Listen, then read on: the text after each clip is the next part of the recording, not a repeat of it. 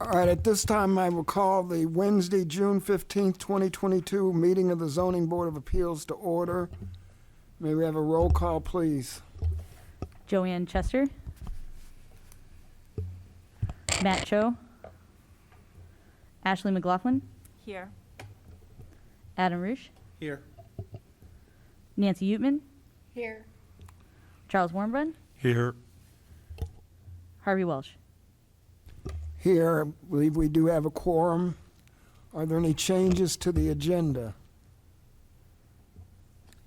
No, there are not. At this time, then, I would ask for the board to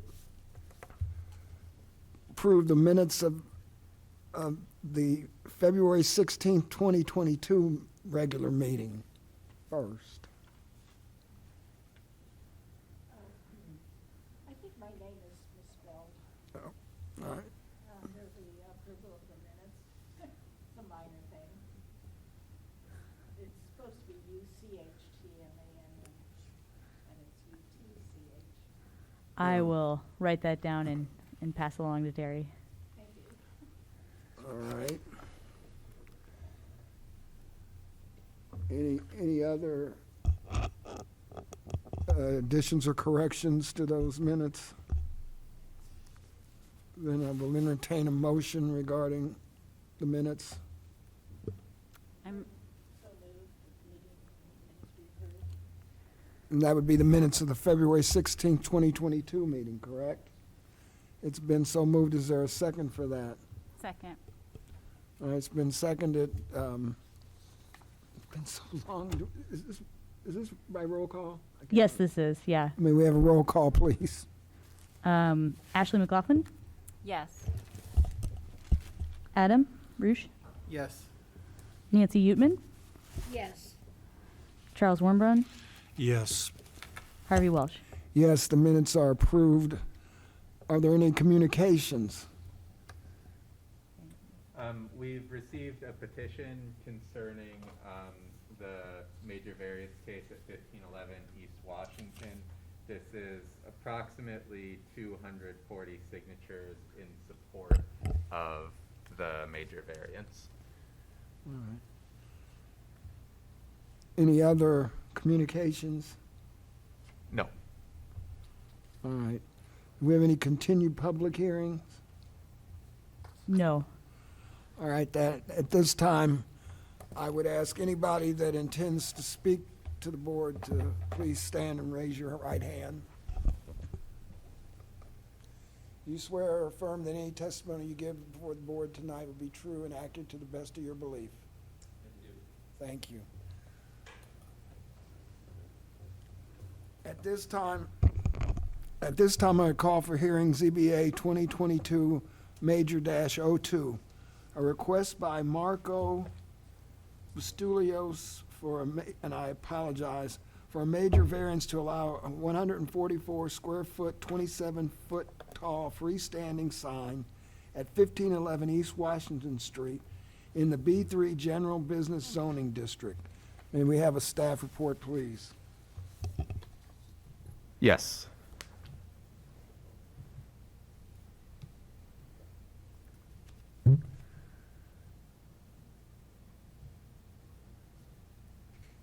All right, so as previously stated, this is a request to allow a 144 square foot, 27 foot tall freestanding sign in the B3 General Business Zoning District for the Shell gas station at 1511 East Washington Street. The zoning ordinance would allow a maximum area of 75 square feet and a maximum height of 16 feet for a sign in the proposed location, so a major variance is required. The proposed sign has already been purchased by the business. City staff noticed the sign lying horizontal on the property and informed the business that they needed to apply for a permit prior to erecting the sign. Upon review of the permit application, staff determined that the sign dimensions did not meet zoning regulations and informed the applicant that they had the options of either applying for a different sign in compliance with zoning regulations, resurfacing the existing sign at the location, that's the sign that's currently erected in this picture, or applying for a major variance, the last of which they ultimately decided to do. Staff find that the request does not sufficiently meet criteria for a major variance and recommend that ZBA deny the request. This is a location map where you can see the approximately 40,000 square foot parcel located at the intersection of East Washington Street and South Learman Avenue. Other adjacent uses include an agricultural use to the north, Brookins Administrative Center diagonally to the northeast across the intersection, a community garden to the east, a vacant residential zoned lot to the south, an apartment complex to the southwest, and a vacant business lot to the west. The property itself is zoned B3 general business, as are adjacent properties to the west and east. Adjacent property to the north is zoned IN2 heavy industrial, and adjacent properties to the south and southwest are zoned R5 medium high density multifamily residential. This is a sign plan provided by the applicant showing the existing sign and the new sign that has been proposed to replace it. The new sign would be 27 feet tall with a sign area of 144 square feet and would be elevated 9 feet from the ground on 2 support beams and would be placed approximately 15 feet from the right-of-way. Again, in this proposed location, the max area allowed would be 75 square feet and the max height allowed would be 16 feet. The existing sign in the location is 25 feet tall and 75 square feet large and thus non-conforming in height. This is another photo of the existing and new sign next to each other. You can see that the new sign would be slightly taller, but about twice as wide as the existing sign in the location. Staff research found that the existing non-conforming sign was the result of a 2001 major variance case. At the time, the maximum area allowed for a freestanding sign was 50 square feet, and the applicant received a variance for an increase in area to 75 square feet. However, 75 square foot area is now allowed by right for B3 lots with 2 frontages, as this one has. At the time, the height of 25 feet was allowed by right, but is now non-conforming, with 16 feet being the maximum. Interestingly, the old sign was apparently initially proposed with an area of 133 square feet back in 2001, but this was reduced to the existing area of 75 square feet during the variance review process to address concerns related to size and illumination that were brought up by ZBA members and the public. Meeting minutes from that 2001 ZBA meeting concerning the earlier proposal for a 133 square foot sign are included in the staff report.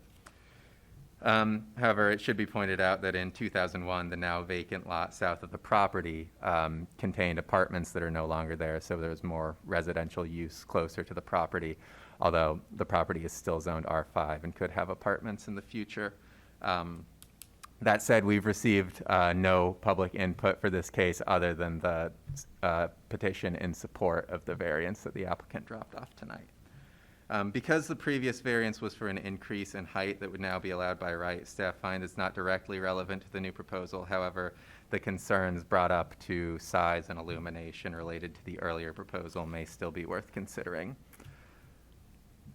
And then this is just a sign in a different location that was provided by the applicant as an example of the level of illumination that could be expected from the proposed sign. I have some site photos of other signs in the immediate area. This is a sign for the community garden directly east of the property. It's about 5 feet tall and 32 square feet. This is the sign for Brookins Center northeast across the intersection. It's about 5 feet tall and 40 square feet in area. And then this is a sign in the vacant business lot to the west that's 16 feet tall and 50 square feet in area. So staff find that other signs in the neighborhood are generally in conformance with the zoning ordinance.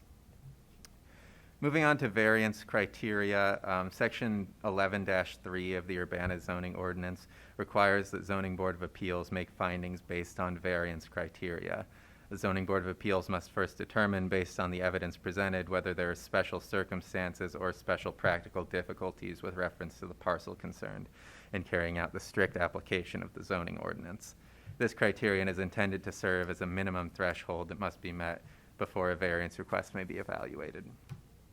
Regarding the first criterion, In the submitted application, the applicant argues that the cost of the already purchased sign to the business would constitute a special circumstance. While staff agree that it's an unfortunate situation, we find that per criteria 3, a variance should not be the result of a situation created by the petitioner. As such, the cost of a sign purchased prior to receiving city approval should not be considered a special circumstance with respect to criterion 1. The zoning ordinance already accommodates an increase in sign area for corner lots to 75 square feet in the B3 district, whereas only 50 square feet would be allowed for a property with a single frontage. While there is an existing non-conforming 25-foot tall sign on the lot, the zoning ordinance does not allow the replacement of a non-conforming sign with another non-conforming sign. With no other special circumstances justifying the proposed increase in height and area, staff find that this criteria is not met. For criterion 2, staff find that the variance would serve as a special privilege to the property owner, as other signs on corner lots in the district are in compliance with the zoning ordinance, and staff find no special characteristics of the lot necessitating the requested increase in size and height. For criterion 3, staff find that the variance requested is the result of a situation created by the petitioner, as the sign was purchased prior to the applicant applying for a sign permit, though it is unlikely they did so knowingly in violation of the zoning ordinance. For criterion 4, staff find that the variance would alter the essential character of the neighborhood, as the proposed sign is significantly larger than other signs in the area, which generally do conform to the zoning ordinance. For criterion 5, staff find that the variance would potentially create a nuisance, as a similar previous proposal in the same location received public comments concerned about the size and height of the sign. That said, we've received no negative comments about this proposal, and only the petition in favor that was dropped off tonight. For criterion 6, staff find that the variance would technically represent a minimum deviation necessary from the zoning ordinance to fulfill the request, as the height and size increase requested would be the minimum deviation by which it would be possible to erect the pre-purchase sign. So in sum, staff find that criteria 1 through 5 are not met, and that the 6th criterion is met, but that the minimum threshold for a major variance has not been met. The Zoning Board of Appeals has the options of either approving the variance as requested, forwarding the major variance to you would forward the major variance to City Council with a recommendation of approval. You may forward the variance to City Council with a recommendation to approve with certain terms and conditions, and if so, articulate all terms, conditions. Or you may deny the major variance request, and if so, articulate the findings supporting the denial. Major variance requests require a 2/3 vote to be forwarded to City Council with the recommendation of approval. And again, staff find that sufficient criteria for a variance have not been met and recommend that the Zoning Board of Appeals deny the requested major variance.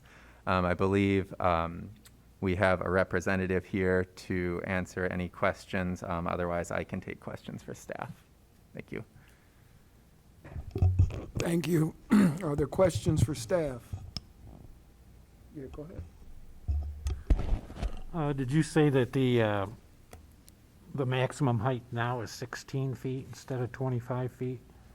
Yes, for any sign 15 or more feet from the right-of-way, 16 feet is the maximum. For a sign 8 to 15 feet, I think 10 feet is the maximum.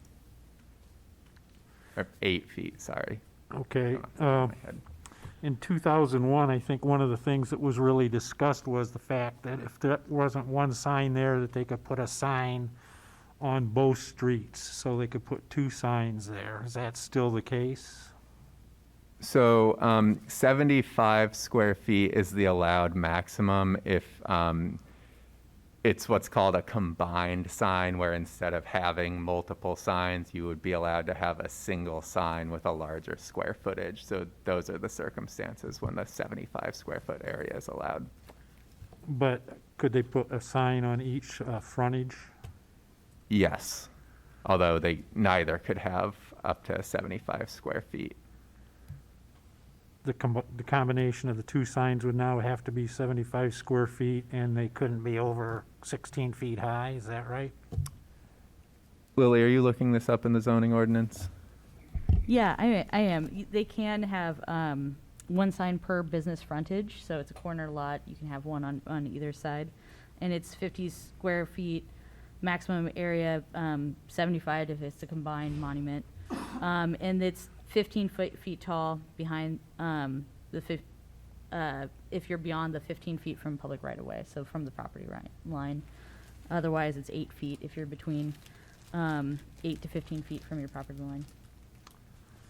Does that answer that question? I think that does. And then one other thing, I think the reason that we were concerned about the 25-foot height was because of the visibility on the corner, Mm-hmm. to be able to see the cars and turning and everything, so the sign was up as high as possible. Right. And the new sign would be elevated to the same height as the existing sign in the location is. It would be. It would be. Yes. Well, let's say we deny this, and he goes back and he wants to put the same sign up that's there right now, he can do that? It's too big, isn't it? Too They could tall? resurface the existing sign. The zoning ordinance allows refacing of an existing non-conforming sign without a permit. But what it wouldn't allow is knocking down the existing non-conforming sign and putting up another non-conforming sign.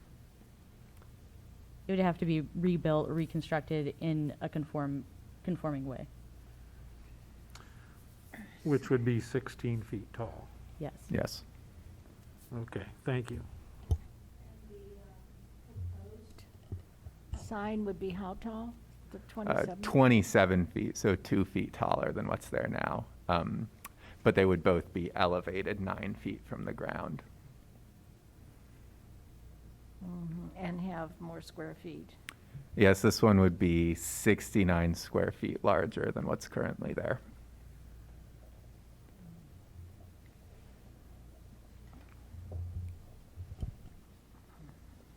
Is the goal of this sign to have it, say, visible from Philo Road? I would let the applicant speak to that.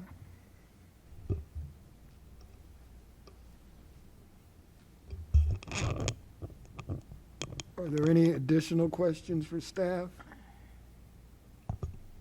Yes, Ashley, go ahead. The property that is currently vacant, that used to have residential on it, are there plans for, like, is that city-owned property? Are there plans for additional residential to be? Are you talking about across the street to the Learman Community Garden? I think the. No, I'm she actually talking about speak next door. Oh. To the south, Just is south, the yeah. R5 lot. I would have to look into that. Okay. Is that Learman city is. property? What? Is that city property? I'm not sure if that's Oh, city okay. property. I know that Learman Community Gardens is, but I don't know about the property south. Okay. That was the apartments that were condemned and torn down a few years ago, right? Yeah. Yeah.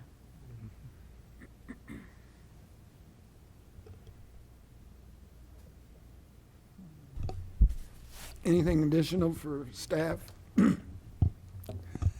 Hearing nothing further, thank you. Does the applicant wish to be heard, or anyone on behalf of the applicant? Yes, please come forward. Both of you?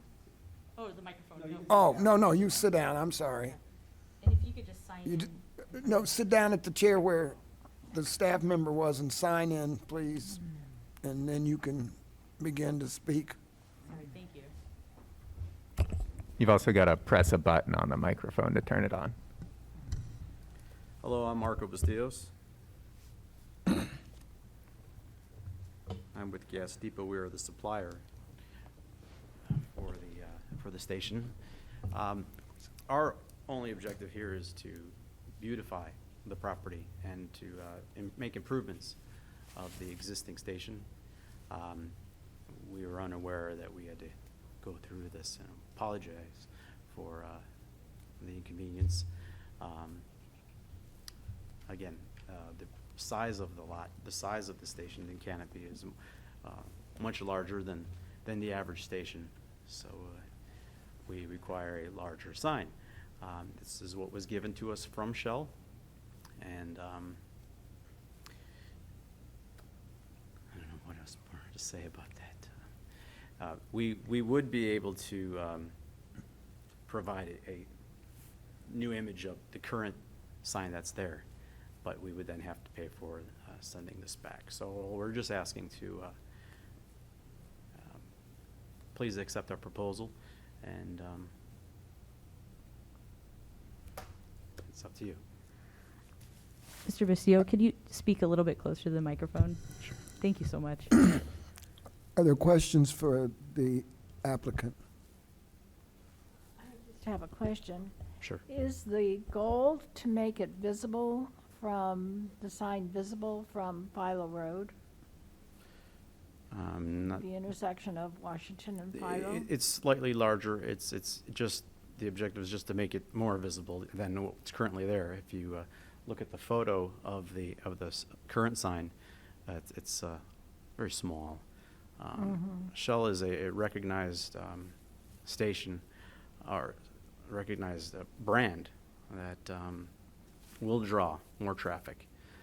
So, So this sign is the kind that Shell uses in different locations? correct. Correct. Never had a problem with Never had a problem. zoning? No. You said the Shell sent this to you, so this is basically the standard issue sign that they send out for stations in this category or whatever? Can you repeat that, please? You said that Shell sent this to you, so this is their standard issue sign? Yes, for the size of the property and the lot, yes. Okay. Go ahead. Do you work for Shell? I work for Gas Depot. We are a supplier, and we represent the brand. Because in 2001, I believe it was a Clark station, and all the discussion revolved around the Clark people talking to the merchant and trying to come up with the correct sign and everything. So really, I'm wondering why Shell would not come to the city. I mean, they're putting these signs up all across the country, I assume. Why wouldn't you come to the city and find out what the signing ordinance is? I Can't answer that? I'm sorry. Okay.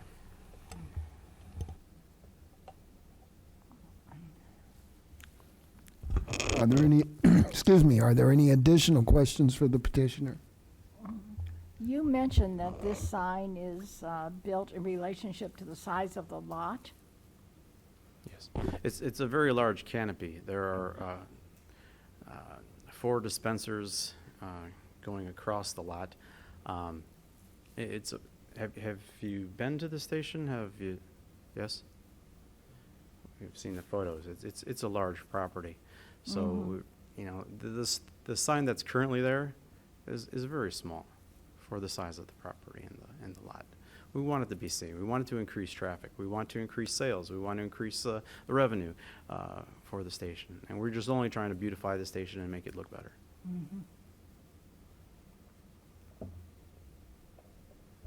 It's an currently, well, prior to the Shell station, it was an unbranded station.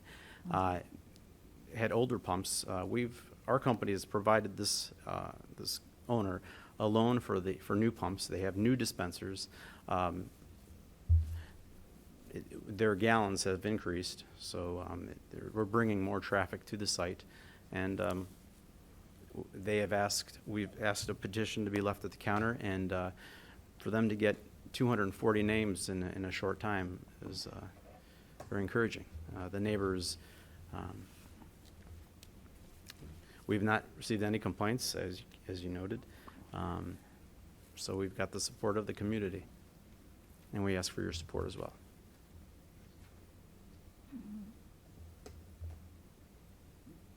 You wanted to speak? Go ahead. You just mentioned the petition. Could you repeat what you said? How were the signatures collected? Were you part of the collection? A petition was left at the front counter, and they had just asked if, and it's written, as you can see, if you'd support the sign, and people were willing to leave their names and their addresses as supporters. I want the record of this hearing to reflect that the board is passing out the Copy. signatures from the petition so that board members can look at them.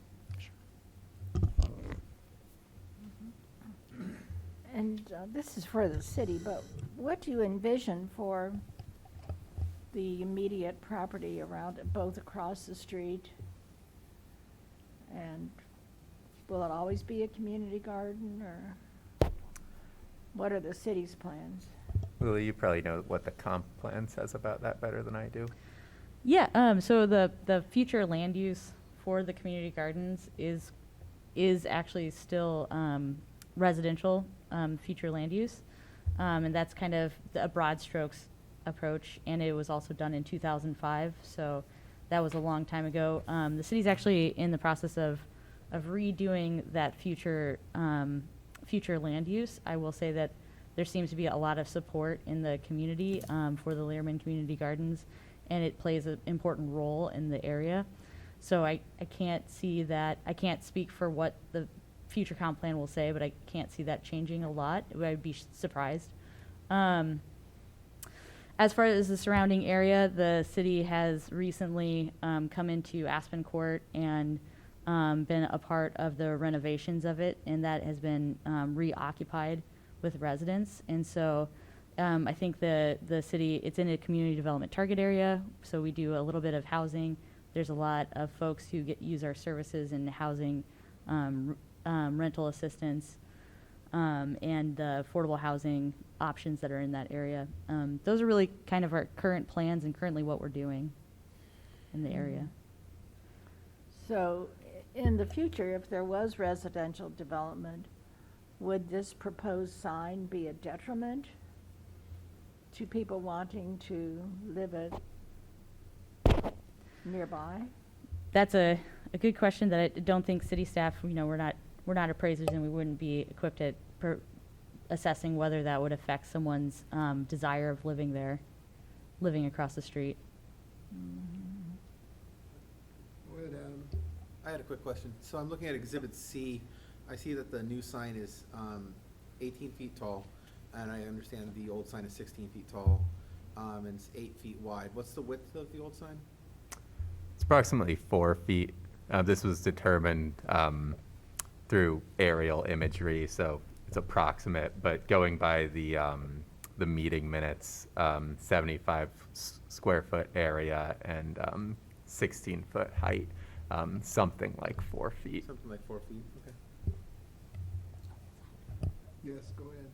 I think this question is for staff, actually. Were there any, I take it that there was no negative comments received. Did staff look at or think about the impact of the lighting on the gardens? Or, I mean, the gardens would really only be the closest impacted property, it seems like. So an illuminated sign is allowed by right for a B3 property.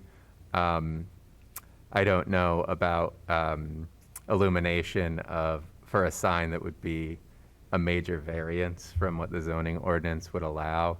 And I think the applicant could probably speak more to the level of illumination that could be expected, and if it would, dim at night or something like that, if it has that technology. But yeah, as far as the effect of the light on plants, we didn't Okay. look at that. Thanks. And if the sign did not have that little part saying Shell V-Power, would it be more in conformance with? No, when we're taking a look at the conformity, we don't look at necessarily what the content of the facing of the sign says. No, but then it would take up less square feet. So, yeah, So I don't know the dimensions of that exact area. What's been proposed is 69 square feet larger than what's allowed and 11 feet taller, so I would expect it would still be non-conforming in both height and area. also, just if I understand you correctly, the content of what's on the sign doesn't dictate how we measure the size of the sign. It's the size of the face. If I could ask the applicant, could you describe the kind of lighting that the new sign would put off compared to the old sign, and what kind of illumination that would provide? Less illuminating than what we have up here. More or less like what you see on the screen. And there is a dim controller that can adjust the brightness of the sign.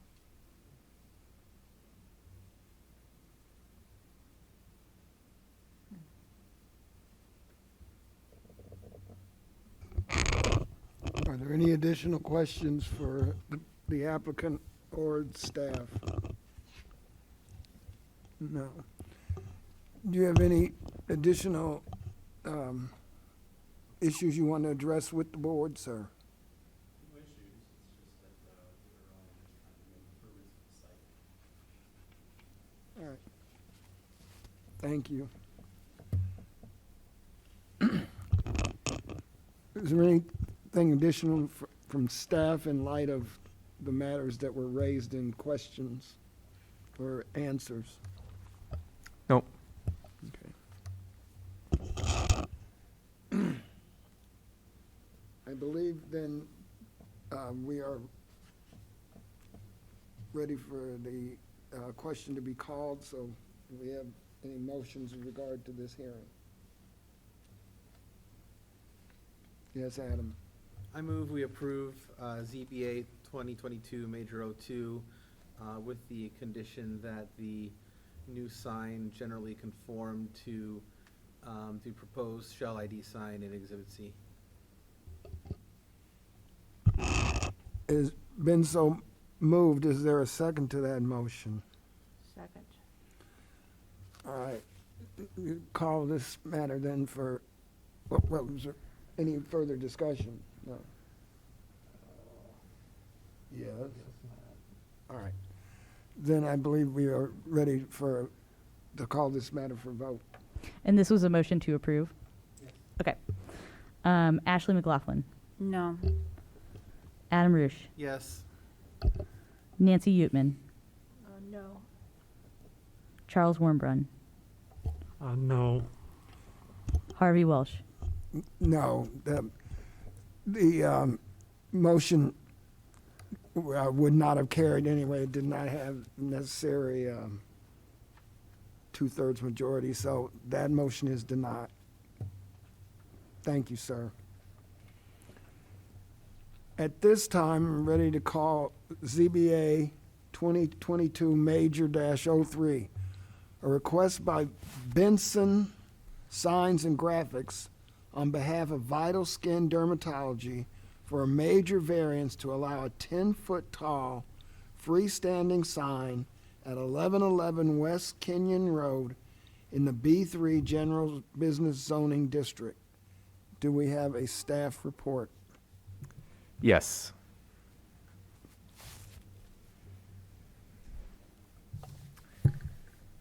All right, so again, this is a request by Benson Sign and Graphics on behalf of Vital Skin Dermatology for a major variance to allow a 10-foot tall freestanding sign at 1111 West Kenyon Road in the B3 General Business Zoning District. Table 9-1 of the zoning ordinance allows a maximum height of 8 feet for a freestanding sign located 8 feet from the public right-of-way, so a major variance is required. Staff find that the request does meet the criteria for a major variance, primarily based on the atypically large right-of-way between the north property line and Kenyon Road, and recommend that the Zoning Board of Appeals forward the case to City Council with a recommendation of approval.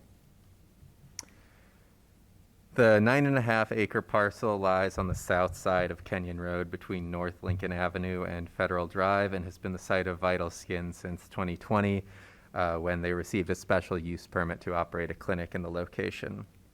The north half of the parcel contains the existing building and parking facilities, and the south half of the property is undeveloped grass and wooded area. Parking in the property's required front yard on the north side was permitted by a major variance in 2020, with council and ZBA finding that space between the building and the required front yard did not present sufficient room for a desirable parking arrangement that would be convenient for patients, and that the large right-of-way north of the property would serve as a sufficient buffer between the parking facilities and Kenyon Road. the parking arrangement and the right-of-way will come into play in this case as well. North of the property, you can see the IDOT right-of-way. There are 94 feet between the north property line and Kenyon Road, which is a considerably larger right-of-way than abuts most properties. The property itself is zoned B3 general business, as are adjacent properties to the east. Adjacent property to the west is zoned IN1 light industrial. Adjacent property to the south is zoned R4 medium density multifamily residential. And again, property to the north is IDOT right-of-way. This is a sign plan provided by the applicant showing the proposed sign. The sign would be 45 square feet in area and 10 feet in height and situated on top of separate addressing and directional signage. It would be located 8 feet from the right-of-way and 102 feet from Kenyon Road. This is another image from the plans submitted by the applicant showing the proposed sign relative to Kenyon Road. The zoning ordinance allows a maximum area of 50 feet for a single frontage property in the B3 zoning district, which the proposed sign would not exceed. For signs 8 to 15 feet from the public right-of-way, a maximum height of 8 feet is allowed. For signs more than 15 feet from the public right-of-way, a maximum height of 16 feet is allowed. Because of the existing parking and access drive configuration, a greater setback for the proposed sign would not be feasible. You can see the site plan submitted by the applicant here with the proposed location for the sign in red, where if the sign were any further set back, it would be in the access drive or a parking spot. Moving on to the variance criteria. For criterion 1, staff find that the presence of the 94-foot right-of-way between the property line and Kenyon Road constitutes a special circumstance on the parcel. The right-of-way would make any sign on the property considerably farther from the nearest road than is typical for a sign on a B3 lot. Additionally, because of the existing parking arrangement, a greater setback that would allow for an increase in height by right would not be feasible. Because of the atypically large distance from Kenyon Road and the infeasibility of a greater setback, staff find the request for an increase in allowed height to 10 feet is justified. For criterion 2, staff find that because a right-of-way of this size is uncommon among B3 properties, the variance would not constitute a special privilege, as it would be compensating for circumstances specific to this lot. For criterion 3, staff find that because the right-of-way existed prior to VitalSkin's purchase of the property and the proposal for a sign at the location, the variance request should not be considered the result of a situation created by the petitioner. For criterion 4, because there are other signs in the area, these signs are on the property immediately to the east that are taller than what has been proposed and closer to the actual street, if not the right-of-way. Staff find that the requested variance would not alter the character of the neighborhood. This is another image of the property as seen from Kenyon Road. And you can see that because there's not a visual marker designating where the property line ends and the right-of-way begins, the sign would not necessarily appear to the naked eye to be a deviation from typical setback requirements. Moving back to criterion 5, staff find that the right-of-way itself would serve essentially the same purpose as a greater setback would as a buffer between the sign and the road. And again, there are taller signs closer to Kenyon Road currently on the adjacent property, so staff find that the requested variance will likely not cause a nuisance to adjacent properties. And finally, for criterion 6, staff find that because the large right-of-way will effectively substitute for a greater setback, and the proposed sign height of 10 feet would be within the limitations allowed were a greater setback feasible, staff find that the requested height increase of 2 feet should be considered a minimum deviation from the zoning ordinance. Zoning Board of Appeals has the options of forwarding the major variance request to City Council with a recommendation to approve as requested. You may forward the variance request to City Council with a recommendation to approve based on certain terms, conditions, or findings, or deny the major variance request, and if so, articulate findings supporting the denial. Staff finds that the criteria for a variance have been met and recommend that the Zoning Board of Appeals recommend approval of the major variance to City Council with the condition that the sign generally conforms to the submitted site plans. I believe that the applicant should be here, otherwise I can take questions for staff. Thank you. Are there any questions for staff? Hearing none, thank you. Thank you. Does the applicant or anyone representing the applicant wish to be heard? Please step forward.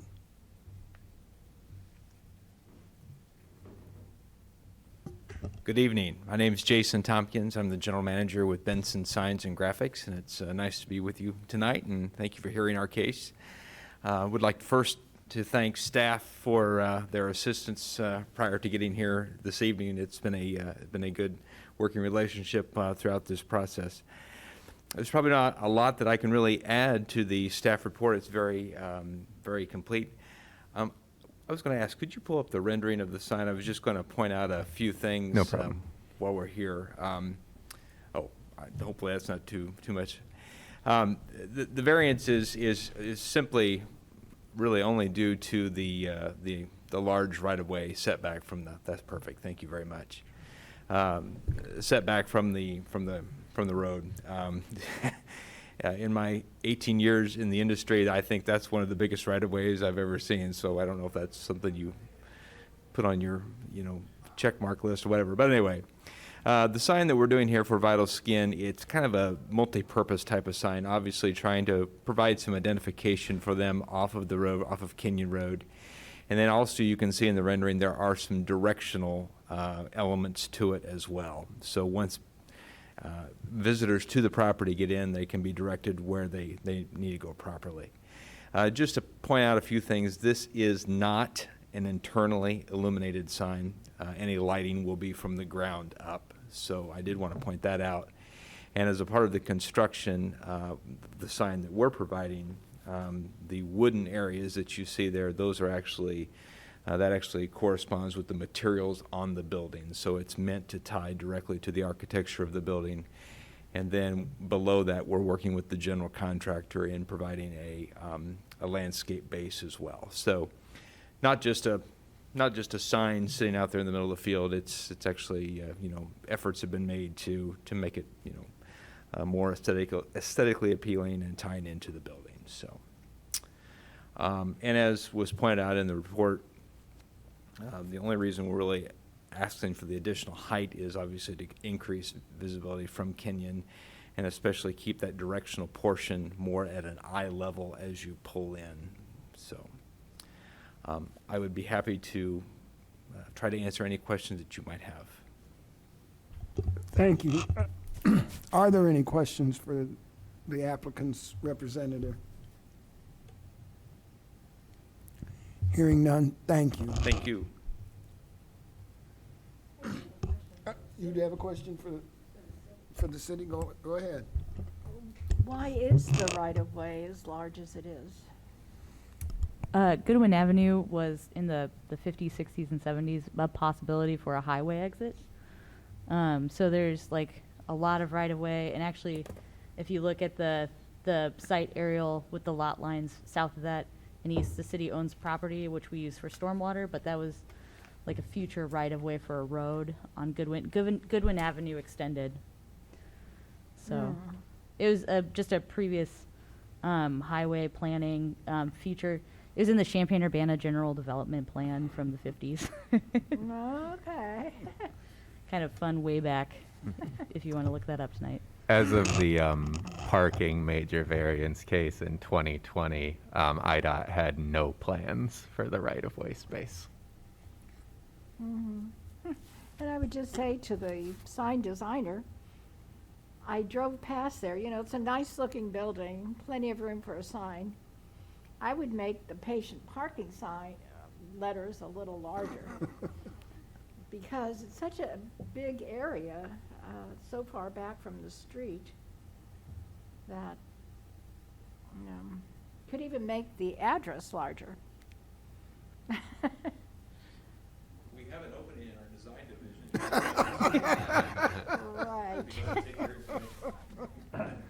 I'll make that suggestion to the. Yeah, I mean, it is set back far. Are there any additional questions or comments? Hearing none, are we ready to call this question for vote? So are there any motions in regards to this case? I move that the zoning board of appeals, forward the major variance request to city council with a recommendation to approve the variance, as requested, with the following conditions: that the sign generally conforms to the sign plans in Exhibit C. It's been so moved. Is there a second to that motion? Second. Is there any additional discussion? Hearing none, I believe we are ready to have this called for vote. Ashley McLaughlin, Yes. Adam Roosh, Yes. Nancy Utman, Yes. Charles Wormrun, Yes. Harvey Walsh. Yes, that motion carries by the necessary vote to forward it on to the city council for their consideration at the meeting of June 27th. June 27th, 2022. Thank you.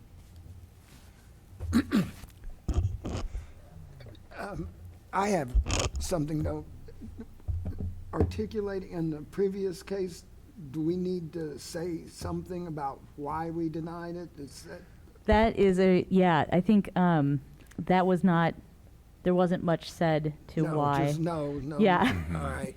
For the record, we should Um, probably get some. Yeah, absolutely. So if you don't mind, if some If- people, You want me to write something up, or you're gonna write something up and or we'll all That's- approve it? that sounds, yeah, I haven't been through this. redo the motion with an explanation or something like that? I think Charles. do you My have a- question would be, because it was an affirmative motion that got voted down, do you have to explain yourself? If it was a negative motion that was voted for, I know we have to do that. So you're saying we don't have to do it? I don't have any idea. Oh, Does it even I think to be proceed to the safe- city this way, if it was? I think for it is important to have something of record that says why people felt the need to deny this motion, so. okay. Should we just say that now, like in turn? I think that as long as it's in the public meeting, that, yeah, if that's okay. I think that would be okay. Yeah. Well, I'll start.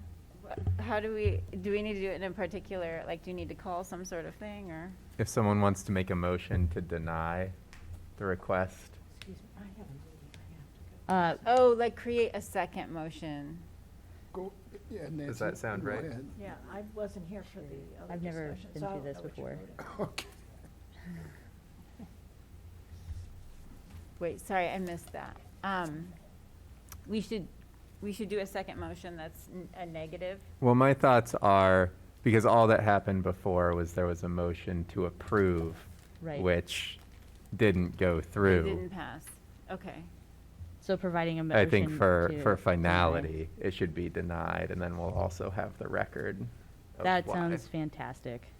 I apologize, everybody. I've never actually been through that. Me neither. So what do you want us to do? If someone would like to motion to deny, what was the number? ZBA Major dash 02. 2002. And I actually didn't say the case number in the one that we just did. I did not, I'm sorry. I didn't. Oh, you didn't, okay. So I don't know if that's also a problem. But we'll start with this problem. So Would- do you would wanna someone like call to make for a motion? And then, Yes. okay. Although we've lost a member, does that matter? You still have quorum. No, Okay. we still have a quorum, and. Okay, go ahead. Okay, I move that the zoning board of appeals deny the major variance request in case ZBA 2022-MAJ-02. Oh, I didn't really think this through, but hold on for a second. I'll have to go back to those Because it conditions. does not meet the criteria? Yeah. Because the proposed sign doesn't meet the variance criteria for a major variance. Huh? Outlined in the memo. Okay, so we need a second. I'll second that. All right. Is there any discussion? I think that it could be approved because it has community support, and I don't believe that the sign is that different from a currently existing sign, as has been in the previous location. I agree, I'm pretty conflicted. It's so much larger than what is allowed, and even what is there. The community support does throw me off. I wasn't really entertaining, like, upon just reading it on paper, I wasn't really considering approving it. The community support does throw me off. At the same time, I do feel like it would be a privilege, like, it's just, I don't feel like it's at all fair, just because they already bought the sign, to allow it, because, I don't know, any of those other businesses along that road could just buy an even bigger sign next year. What other businesses? I don't know, Silver Bullet? I don't know. Yeah, go ahead. I think you think the same thing I am. Yeah. The petition, all it says on the petition is the proposed variant sign is an improvement to the store and community. Well, Which I agree with, in a sense, because it's brand new, and the other sign is old. it gives no details. Right. It's pretty much, to me, a very generic thing that somebody walking in the store to buy a pack of cigarettes or a Coke. Yeah. They say, would you like to sign this? And they say, sure.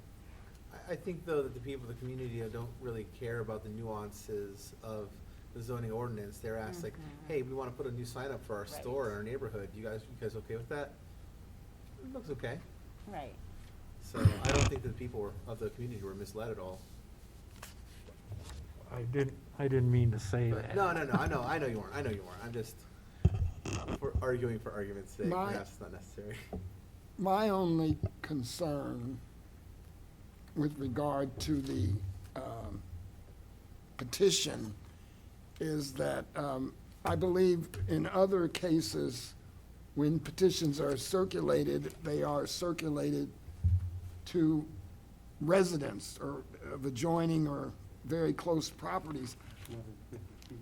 I noticed on the first page, for example, there's somebody who signed, who listed a residence in Philo, Illinois. There are many people on the back, or in some of the further pages, that just either write Champaign or Urbana without a specific address. So I believe this could be characterized as a petition in support, but I'm not so sure I'd go so far as to say it's community in the sense of zoning. Your immediate involved, as Charles said, 150 feet neighbors. So That's fair. I think it's nice that people want to see things done, but many of these people I don't think would be affected at all by what was done. And I also think that Shell or the applicant's a little presumptuous just bringing the sign in without, it's been very easy just to check. And I find it hard to believe that there are not other size signs that Shell has for other properties.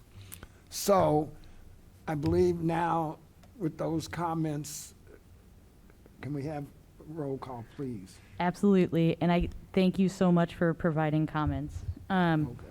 Ashley McLaughlin, So I'm voting in favor of denial, correct? yes. Yes. Adam Roosh, No. Nancy Utman, Charles Warmbrun, Yes.